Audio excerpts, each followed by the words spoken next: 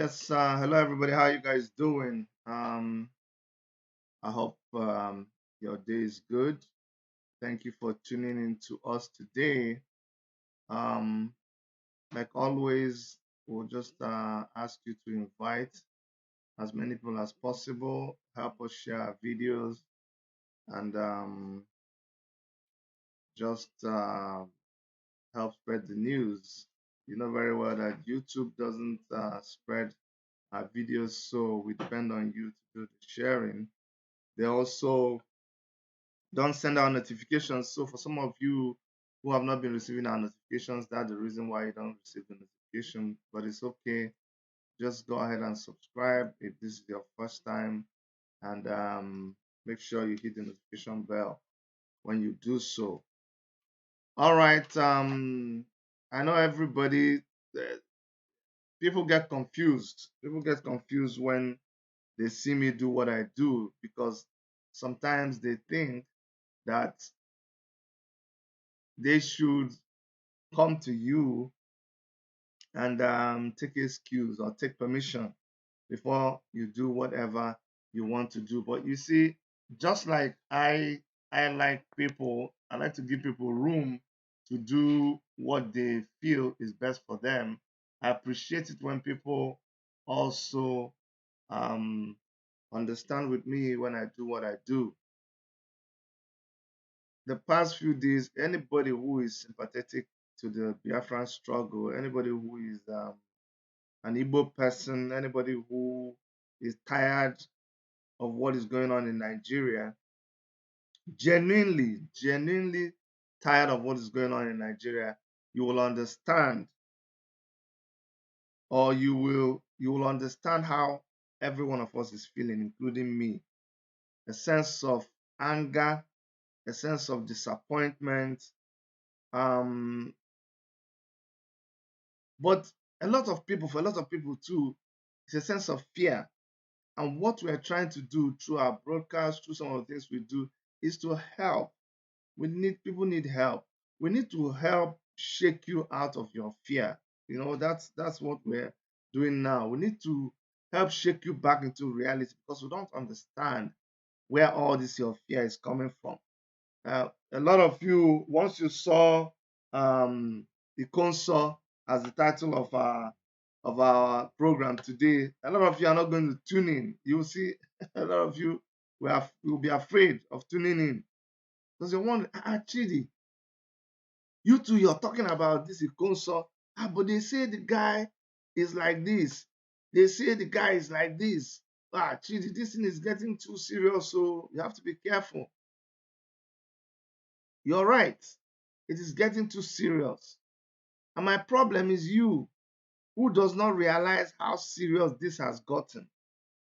If anybody told you some years back that today we are not just discussing whether there is a Fulani agenda in Nigeria, we are not just discussing about intruders coming from all over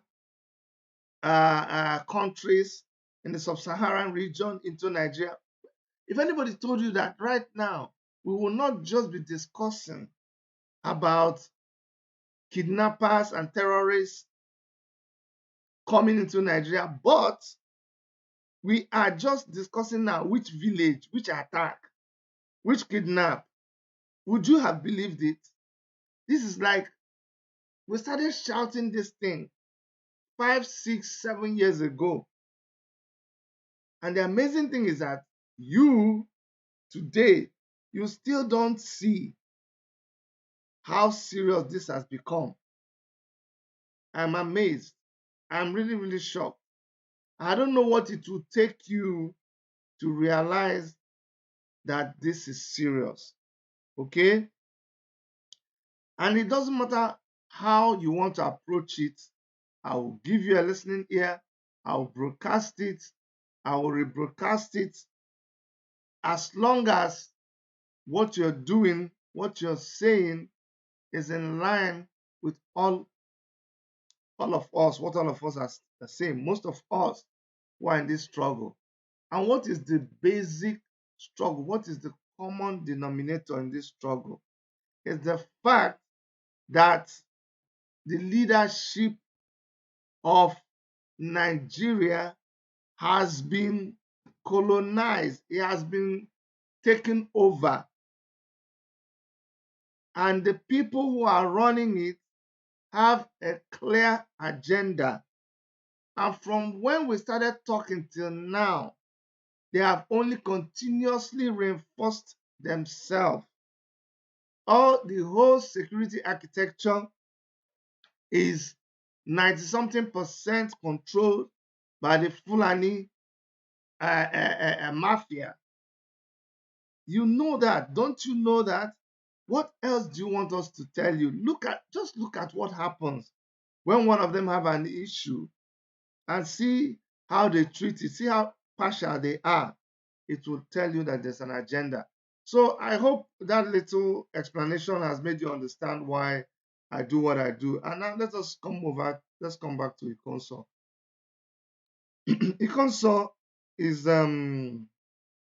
someone who, from what I've come to learn about him, I didn't know about him that much before, but what I've come to know about him, it really touched my heart how Mazi Nnamdi Kanu reacted to Ikonso. If you didn't know how close they were or how he really valued Ikonso, then you should go back. Sorry if the audio is low. I'm having issues with my microphone. So if the audio is low, I really apologize. I've tried to fix it, but I'm not able to fix it. So just bear with me. Anyway, if you didn't know how close they were or how Mazi Nnamdi Kanu felt about Ikonso, you need to go and watch his broadcast, his last broadcast. Then you will understand how he felt about that gentleman. Another thing I want to make sure that we do not do is we are so fond of allowing other people determine for us who to respect, who to acknowledge, excuse me. We wear a certain kind of clothing to belong. We talk a certain way to belong. We wait for other people to validate how we feel, what we think, and that is absolutely wrong. Thank you.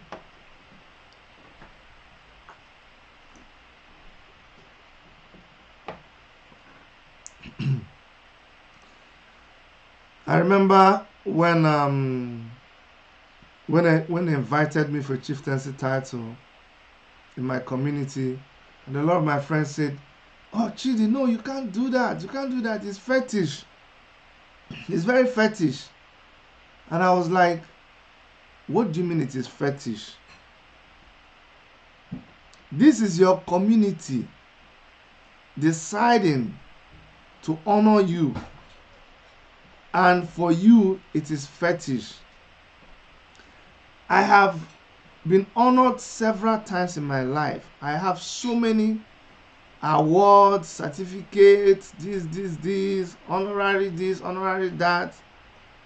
And I appreciate everybody who has ever given me an award. But to tell you the truth, Igbo people say, that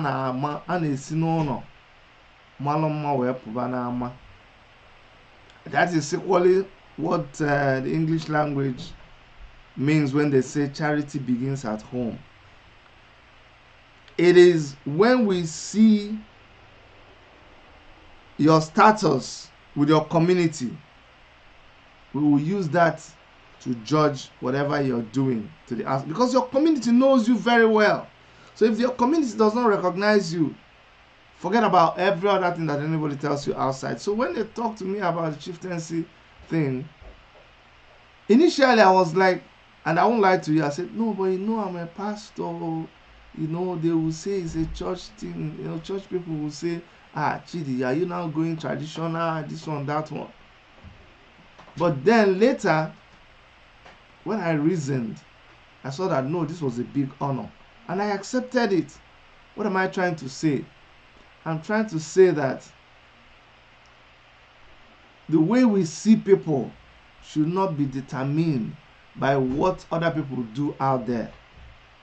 This Ikonso is seen as a Biafran hero. Period. That's what they see him as. He is an activist. Do you understand? He's a freedom fighter. If he decides that his way of doing it is by all the paraphernalia that you see around him, so be it. I'm telling you, remember that some of us, you've allowed yourself to demonize our culture, to demonize our tradition, to demonize our religion. You don't have to be a worshiper of the traditional God or your traditional religion. You don't have to be a worshiper of that. But it's amazing that when we come outside and we're relating with people, we have Muslim friends, we have Buddhists, we even have people who don't believe in God at all. They are our friends. They wear suits. We even read their books. The funny thing is that some pastors preach with quotations and books that were written by people who are not Christians or who don't believe in God. Pastors will make reference to scientists, use scientific inventions in propagating the gospel, and the car they are driving, that they are giving a testimony about, the person who manufactured the car does not even believe in God at all, does not go to church at all, has nothing to do with God. That cheap thing that they made for you in China, large percentage of Chinese people don't even believe in God at all, but they are your friends. You praise them, you do everything with them. You go to the Chinese restaurant to eat. At the entrance, they have a Buddhist statue. They burn incense to it. You see them put fruits and but you ignore it and you enter. You enter their plane. When you go to vacation, you enter their hotel. All of this thing. What am I trying to say? They have their shrines and all of those things. But when you turn around and you see a shrine in Igbo land, you gather and you go and destroy it. When you finish destroying it, you come and be showing off.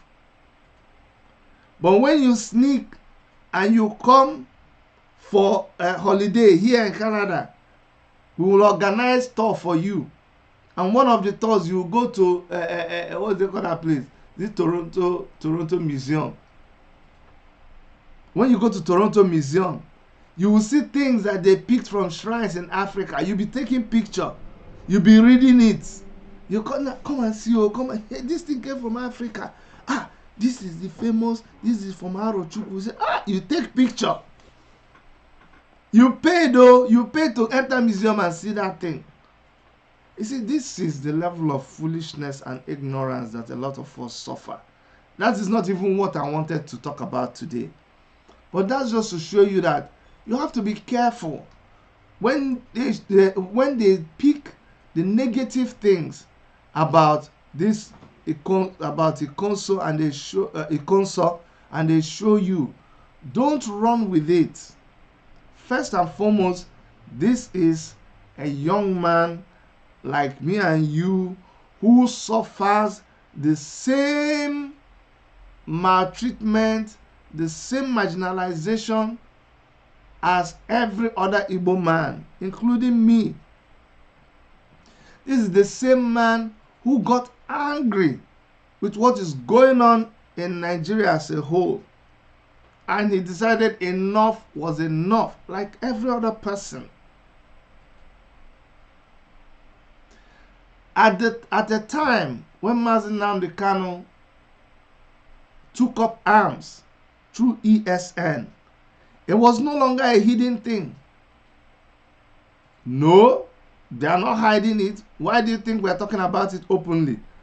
Because he kept on announcing, this is what is happening to me, oh, this is what is happening to us, so we are left with no other option than to do this and do that, oh, we are going to do this. So he kept on shouting it. There is nobody that will say he did not know, until finally ESN resorted to self-help, and that's where they are right now. You cannot say you do not know that ESN has arms and ammunition. No, they are not hiding it. Didn't you see the video? It's on our channel. Go and see. I wish somebody would. I don't know if Dr. Erica can find us that video. There's a video where we showed a lot of arms and ammunition by Fulani terrorists inside the forest. You need to see the amount of arms and ammunition that these people had amassed together that they used against our people. And this is what resulted in us too trying to defend ourselves. So when you now sound surprised that somebody who is a member of ESN, but not just a member of ESN, a commanding officer of ESN, when you now see that he had arms, you're showing it off. What does that mean? Nobody is impressed with that. And I'm talking to the Nigerian government now. Nobody's impressed with that. And the most annoying part is when you now lie against him, which is the point that I wanted to bring out today. That they lied heavily against Ikonso and what happened to him. If you go and read the report, you will see that the government, first of all, in the picture that they showed him wearing that whatever, that regalia with cowrie all over the place. And you know me very well. If you get to the level where you begin to respect people's lives, people's opinions, people's ways of doing things, it will really help you understand life. That you don't just get up and begin to criticize people's ways. If that is what they have chosen, you only just wish them well. So, in displaying, there's no way he could have been wearing that thing when they were manhandling him. The government said they went into the bush where ESN was operating from, and they demobilized ESN hideouts or whatever. So they went and demobilized it, and then they killed their people. And then it's just the same way that sometimes they'll bring an armed robber and they'll say, oh, this armed robber. Listen, you know me very well. I don't support crime. You know me very well. I am even in so many committees that fight crime. If you don't know, here in Toronto, I belong to the Black Community Consultative Committee of the Toronto Police. So you must know that I'm somebody who is very close to the law. So I do not condone criminality. We do not promote criminality. But sometimes, especially with the police in Nigeria, they just catch somebody in a small offense. But just because they have been sent by a big man to punish that person, they will tie the person's arms and legs and then go and bring all their guns that they have and all the things they collected from another person. They just display it among beside that person. By the time they are doing this, they've hit the guy in the mouth and made sure that the guy cannot even talk. They are beating the person to stupor. All the person will just do is just be looking while everything is poured on them. They are using this, they are using that, they are using this, locally made pistol, this one, that one. So there was a lot of lie in what was displayed against Ikonso. They did not even go to any bush, they went to his house. And from what we hear, he was strangled. Because me too, I kept looking at this picture and I was wondering, I said, there's no blood. They say clean him up. I know police will not have time to start cleaning somebody up and all of that. I think he was just lying down with his pants, sleeping. And you could even see the way he was displayed, the way his corpse was. Just like somebody who is sleeping, just calmly sleeping. So we understand that he was strangled. So why all these lies about him? So the point there is this. He is a hero because he was fighting under ESN. Any other thing anybody wants to say about him, for me, you cannot take out the fact that he was a Biafran hero. And that is the way that he will be remembered. He fought against the people who were fighting against our people. This is where we have come to. It is an unfortunate place. I'm telling you, I never in my life thought that I'll be speaking about these issues. I never thought so. When we all started, we were just saying, the political class, oh, government do well. But see how bad it has become. To the point where we are no longer saying that these people, they are, you that you were arguing. What can you say now? Fulani headsmen are real. They are all over do you know the number? We don't have data in Nigeria now. Do you know hundreds of thousands of them that are in Nigeria right now? Do you know? They are everywhere right now. Every single nook and cranny of our land. They are there right now. So what are you going to do? What are you going to do? Will you go and who will you depend on? Depend on police? Depend on the military? People who could not save you. You can't depend on them. You can't. You cannot. The security situation, it is so bad. My confusion is this. You agree that the security situation is bad. You agree that we need to do something about it. You are crying. I forget. I'm going to play for you because maybe you people don't understand. I'm going to play for you a message that somebody got. A message that somebody got. Meanwhile, there's something that I wanted to show you. In a barrier right now, something is happening. Something is happening right now in a barrier. It is crazy. Crazy now what is going on. Very, very crazy. I can't even talk about it right now. But the barrier is very, very hot. I just got a breaking news that something is happening there. Please, I'd like us to check it out and know what is going on. But I wanted to play you an audio that was sent to somebody. Just listen to how chilling it is. Excuse me. I'm hoping also that this has passed.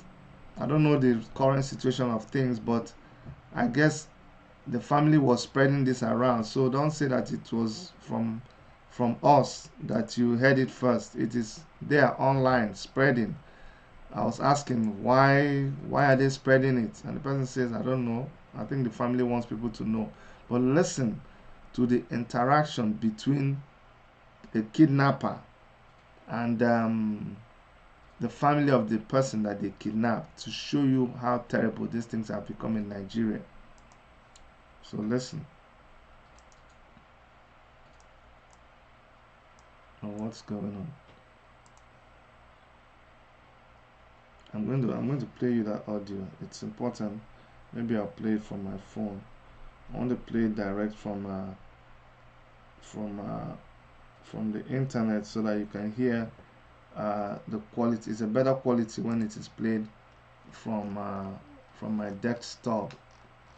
So I'm gonna play it from my desktop so you guys hear, and that will make you understand the seriousness of what is going on in Nigeria. I hope you guys can hear it.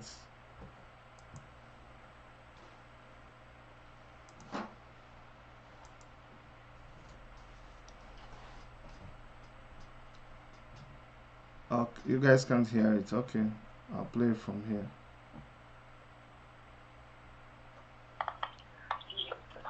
Hello? Yes. How are you? Fine. And you left with 2 days today. Yes. Which is today and tomorrow. By Monday is going to be the last day. And mind you, I don't have a place to keep person for more than 4 days. I don't have that time, and I don't have that place, a convenient place, which I will be keeping person for more than 4 days. So if you people delay, anything can happen, because I don't keep hostage for more than 4 days. So if you are to comply, if you want, it's left for you. If you people not to comply, it's left for you. It's none of my business. But mind you, everything is going to end up latest by Monday 12 p.m. Any movement after 12 p.m., I'm not going to take it again. And mind you, anything after 12 p.m. by Monday, everything is going to be over, either money or not money.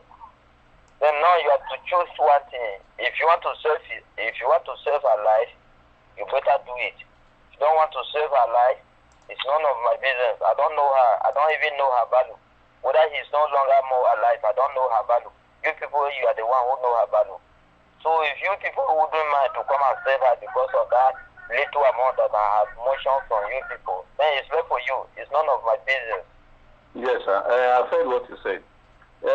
From my place now to your place is about 2.5 days journey to your place. So that's why. Johnny, where are you? From where to where are you? Where are you going to move? From Owo, Ondo State. It's a 1 day journey now. No, sir. Ask from anybody. Someone cannot pick it in which place are you going to call that? You are telling me that it's 2 days journey. Yes, it's 2 days. But not 1 day. Are you going to move? From Owo, there's no direct motor to your side. There's no direct motor. At least which day are you going to move today or tomorrow? My brother, the son will move tomorrow morning. Okay, the son will move tomorrow morning. Yes, both of them. Both you know, we have 2 hostage with you there. Okay, the 2 of them, they are all your relatives. They are my relatives, the 2 of them. So you try and make everything to be one. So all of them should take off by tomorrow. That is what I'm saying. They will take off in the morning. So that by Monday, latest by Monday, if they are not able to meet up, or by Tuesday they will meet up. Yes. That is what we are saying now. It's only the amount that we are talking about. Because we'll be running enter-skater. Even I have people that came. Immediately I saw a number now. I excused myself from them. I want to talk to you in a private place. Because what we have arranged now so far for the 2 of them, I have 1.9 million. But I'm still looking for more. In the night, I will still see some to add to the money. Please, I beg you in the name of God, please. Wait, so now you want me to tell you for what you are going to bring for the 2 of them, I mean for one person. You are talking of your person or for the 2 for the both of them? I'm talking for the 2. At least I will be able to raise 2 million. Between now and tomorrow morning, they will start coming, please. It's a long audio. But that is just a reflection. If that thing sounds chilly to you, imagine that every day in Nigeria, hundreds of people, hundreds of families get that message. You don't hear it. They don't post it. They don't tell the police. Or when they tell the police helps to broker the deal. I'm telling you, a lot of people are going through this and they're keeping quiet. And I don't need to tell you who the person that is talking is because I can't confirm. But you just put one and one together from the way the person sounded. You don't need to be told where that person is probably from. The same people that we're talking about. So we agree that the state of security in Nigeria is completely in shambles. We don't need to tell you that inside our own land, our villages, we don't need to tell you that they have been overrun. You know, it's funny. Initially, they said there were no Fulani headsmen around anywhere in the east, anywhere in Biafra land. There's no Fulani headsmen. I talked to somebody who is a highly placed person when it comes to affairs of Igbo people, and I asked him, "What is this thing I'm hearing?" That was like 4 years ago. He said, "Chidi, this is not like you're saying, no. There's really no need." I said, "Are you sure?" Thank God I did not buy what he was saying, because that would have made me derail. That was when I was trying to report the situation on ground. And this is a highly respected person, very highly respected person. I said, "Okay, sir, if you say so." But I kept asking other people, and I was receiving different reports. That was when the government did not even want to act. Even in Enugu State, we were receiving intelligence about what was going on around Ogu. In the caves there, we kept reporting. One time a lawyer was coming back, his vehicle was shot at. They shot his tire. He kept on driving on the express.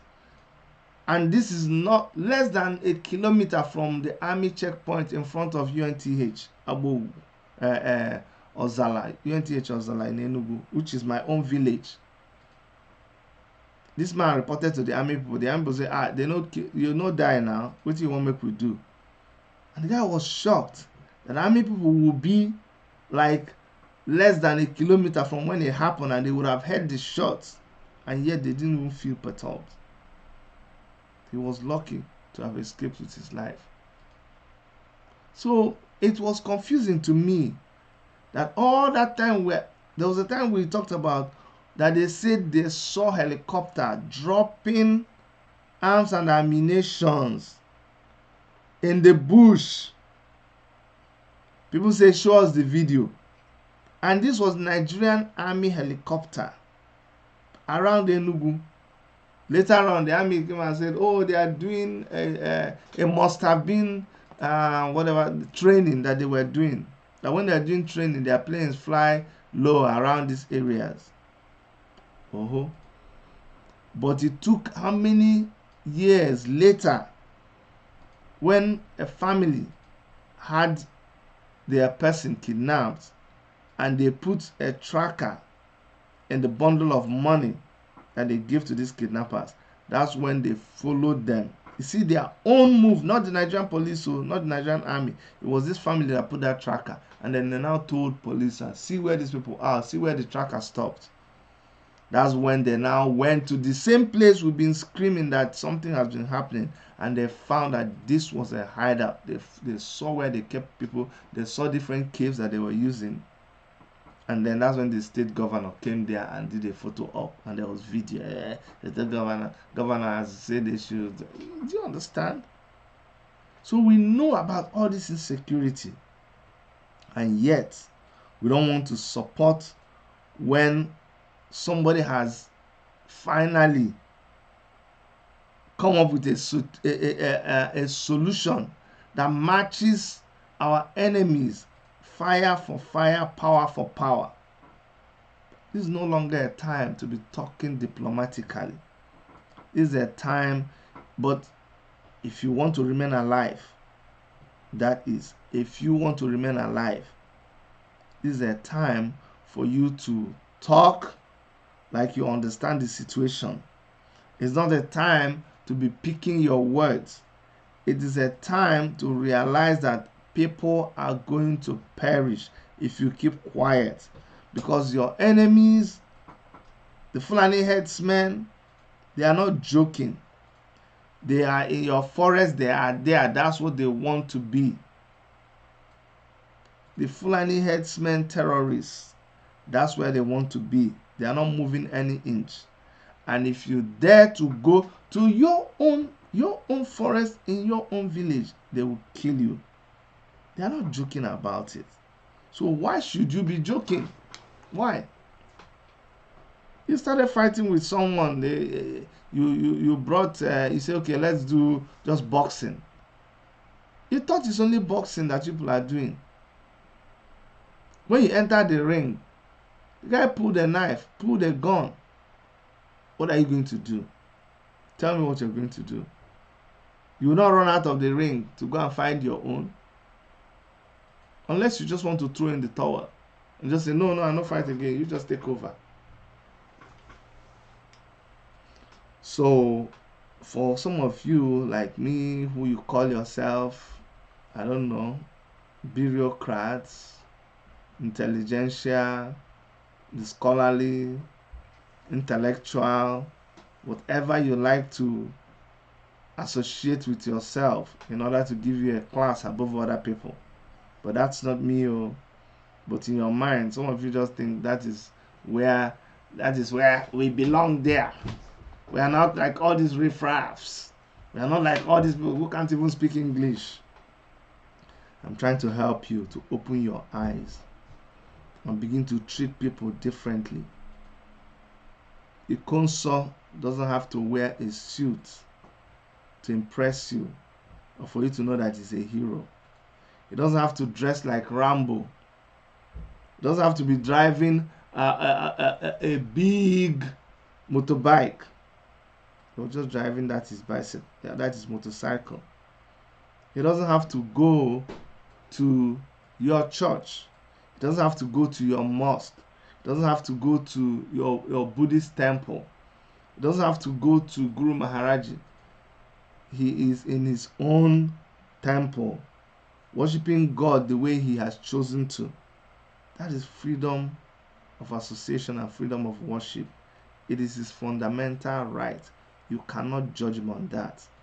So when you see him in front of something that you have labeled an idol, but when you go to kneel down before the shrine of Mary, that is not a shrine. That is not idolation. It is not an idol. No, now. It's not. When your car is something that nobody can, you bought a Range Rover, nobody can come near it. You built a canopy for it. You use something to cover it around. No, that's not a shrine at all. So we must respect Ikonso. We must respect his memory. We must appreciate how he has tried to advance the cause of Biafra. And like I will always say, nobody is perfect. Like I will always say, no strategy is perfect. But the most dangerous thing is for you not to have any strategy at all. Now, a greater danger is for you to have a strategy and not begin to implement it at all. So remember those days when they said the government white paper on, committee report on, and you have this, they will use wheelbarrow to bring it. Tons and tons of reports. Remember when they had the constitutional conference? Big reports. that nobody ever reads or implements. So when you see someone like Mazi Nnamdi Kanu establishing something that seeks to implement an idea, you only have to applaud him. You only have to support these people. And you only have to follow everybody to mourn Ikonso. I'm telling you. And the unfortunate thing about it is that, and I tell people all the time, whenever there's a crisis, whenever there's a conflict, I always tell them, what you aim to achieve in a conflict is to have truthful resolution. That's what you want to have, peaceful resolution. When you get it right, there will be peace and there will be harmony, and people will exist, with each other in peace. However, if you get it wrong, there will be anarchy, there will be confusion. So in the days to come, the activities of the days to come will confirm whether the government got it right or wrong by killing Ikonso. And you see the way they publicized it, you would expect that all the attacks that are going, ask anybody, they are related to somebody who is related to somebody who has been kidnapped or who has been killed or their families killed.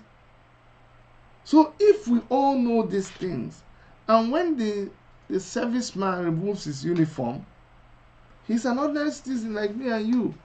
So he too is connected or related to somebody who has suffered in the hands of these terrorists. So we cannot deny that we don't know what is happening. Do you understand? We can't. We know it. We've been all touched by all of these things.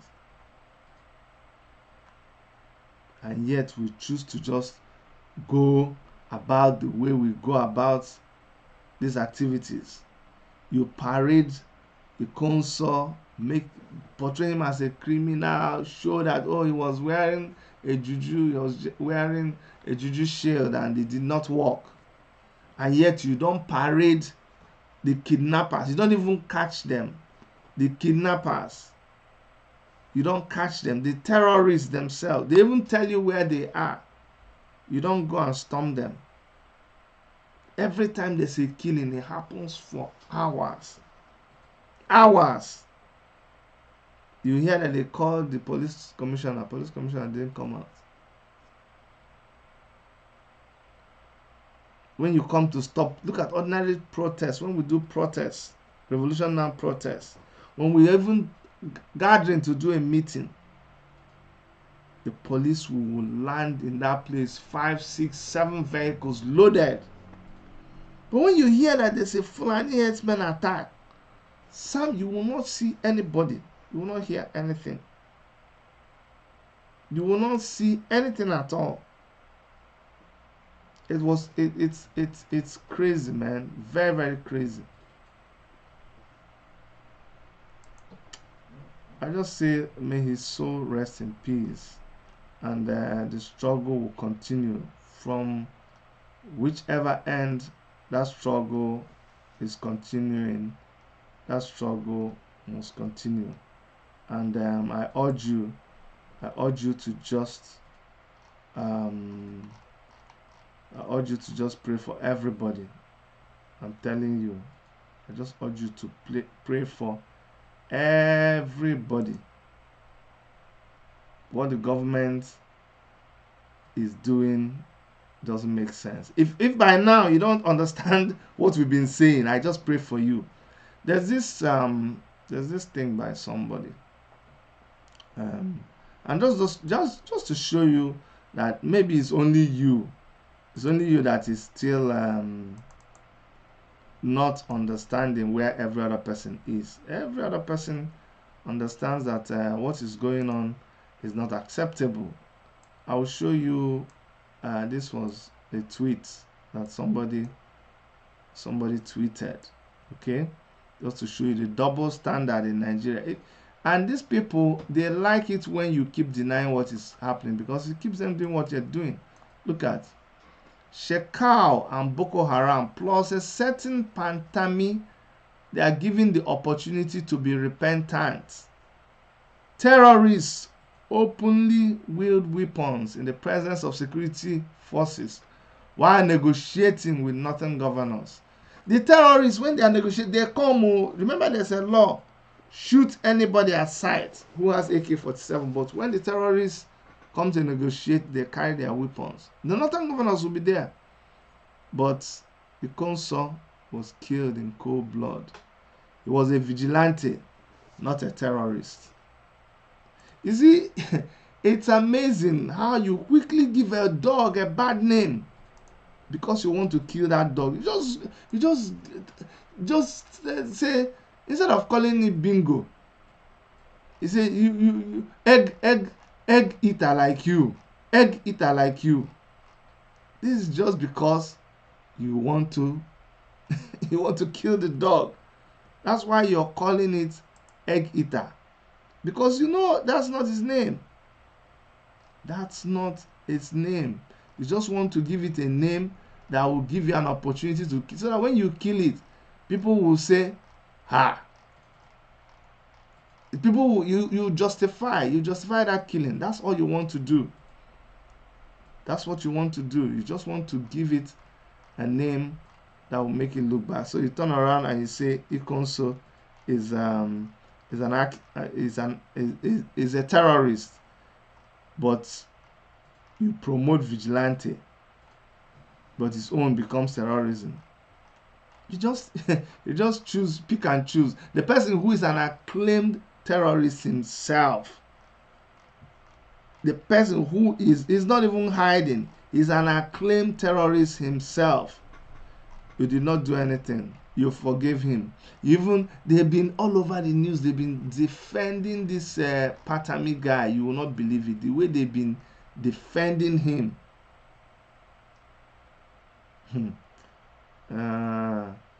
Remember when you let me show you what you may not like. Femi Fani Kayode. You may not like him, but let me show you what he tweeted, and I must tell you, I seem to agree with him. This one, no, he is right. Let me show you what Femi Fani Kayode tweeted. He said that, and I'll read. I hope you're seeing it. He said the biggest mistake. Okay, let me zoom into it so you follow me and see. He says the biggest mistake that the Nigerian state has made since the killing of Mohammed Yusuf, the SY leader of Boko Haram, is the killing of Ikonso, the IPOB and ESN commander, a few days ago. This single act has radicalized IPOB and will have consequences. It is sad and unfortunate. So you see, when people like me talk, when we talk, you think we are just hitting up the place. We're not hitting up the place. This is the truth of the matter. This is the truth of the. It's just simple, and that's why I don't know who advises these people. I really don't know. I don't know who advises these people. You think killing him will solve the problem? Remember what I've told you. If you do the right thing, there will be peace. But if you do the wrong thing, Chineke, there will not be peace. The trouble will be magnified. And that's what I think is going to be the situation. So we'll pray for peace. I don't know what will happen, but I think something will happen. Okay? I am not able to I wanted to play you the video of the Enugu incident where there was shooting and the police could not do anything. You are hearing shooting, or you are seeing the people shooting it inside Enugu, and you could not do anything. I know I contacted an official, and the official said, look, this has nothing to do with the government. Fine. This has nothing to do with the government, but somebody is shooting gun, and that gun is putting the citizens at risk, and you allow that gun to keep going on unchallenged for a long time. There's no justification for that. So Ikonso should just rest in peace. I don't know what is going to happen. It's just so unfortunate. I know things are going to happen that will be so regrettable. But it's just I feel so bad for the things that will happen. A lot of innocent people are going to be caught in the fire, and everything will change. Everything will change. The whole narrative will change. It's just unfortunate. It's just unfortunate. But you see, the government, they have all the time in the world to fix these things, but they will not fix it. It will just get bad and bad and bad. That's what will happen. That's what will happen. And in a state of civil disobedience, you cannot control what will happen. Things will happen. I can assure you for sure, things will happen. Dully, things will happen. May God save us from the coming days. Just go and write it somewhere. May God save us from the coming days. It's going to be dark. I'm not a prophet of doom, but I think we're going to hear stories that will be regrettable on all sides. We will look back and we'll say, oh my God, we wish this did not happen. Thank you so much on behalf of all of us here, Dr. Erica, and everybody who is part of our team. Thank you so much. Thank you for supporting us. And I can see some of you out there who have been supporting us all the time. Let me throw a shout out to you. Alexo Media, I see you. Wisdom Arena, I see you. Liz Noble, thank you so much. Thank you guys for all the support. Abby Klo, I see you. Becky Osesua, I see all of you. I see all of you. If I didn't call your name, sorry about that. But let's not give up. Let's not be deterred. Let's not be afraid of speaking up. Let us not be afraid of speaking up.